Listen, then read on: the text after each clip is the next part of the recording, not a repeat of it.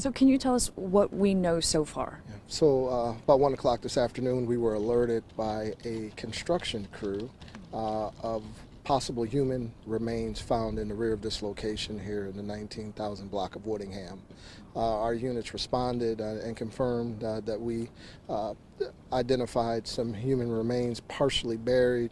Someone small in stature. We don't know yet of sex, age, or anything of that nature, but we again are here investigating this. In addition to the Detroit Police Department's homicide unit, we have our partners from the FBI, our missing persons unit, and some additional resources here to again begin this investigation, first by exhuming the remains, then from that identifying who this individual was, and then the person responsible for this.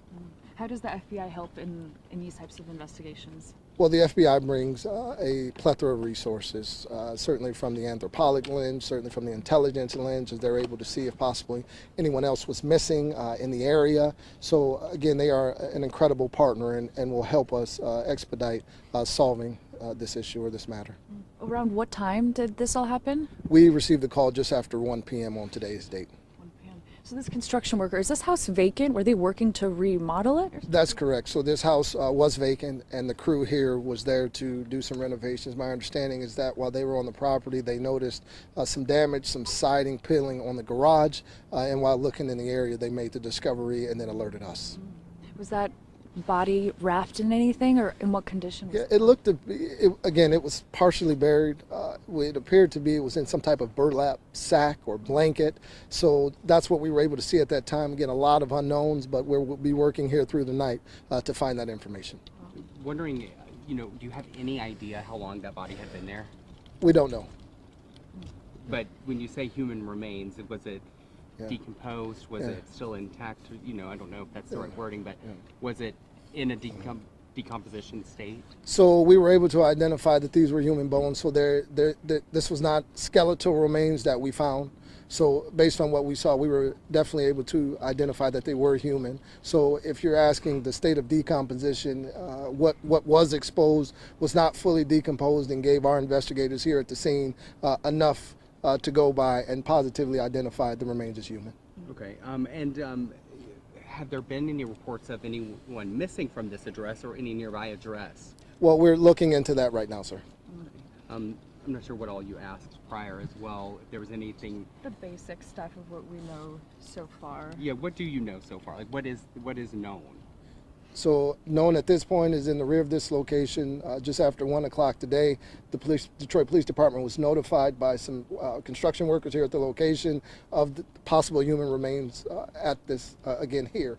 From that, we responded, identified them as human remains, contacted our partners in addition to our DPD resources, our homicide unit, our missing persons unit.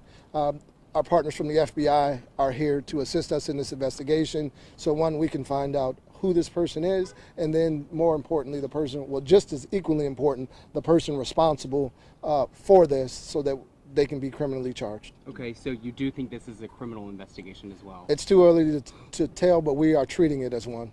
Okay, and I'll ask, do you know who owns the home currently? Our investigators are looking into that right now. It is our understanding that the owner is who hired the construction crew to renovate this property and prepare it for occupancy. So that is our working theory, and again, our investigators are going through that now to confirm that. And I'm sorry if you've already answered this question as well, but the home was vacant though? That's correct, it was unoccupied.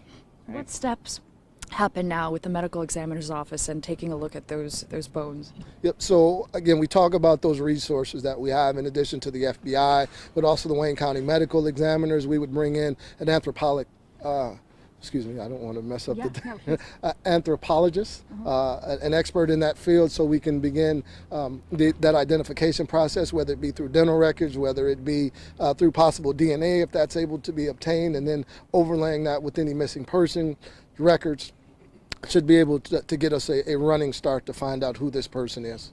Does And- that process take days, weeks? It is, sometimes it could be a lengthy process, because if the person wasn't reported missing, then once we identify if in fact we do have dental records or their DNA on the database, then we would need to identify their family and start working. So I can in no way give you a length of time that this investigation will take, but extremely sad day, and we will exhaust our resources to hold the people accountable for this.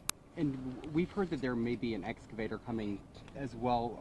Is it just one person's remains? Are you expecting to find more, or is that unknown? Yeah, well, when we talked about a ton of resources here, we had everything that we would possibly need on the scene. We did have an excavator here, but based on the space that we have, the excavator could not get in that space to do that. So we'll actually be making the exhumation by hand. And our partners here at the FBI will be leading that investigation as well. That will take a while. That will take a while. We will be out here for quite a bit. Thank everyone. Thank you, sir. I appreciate it.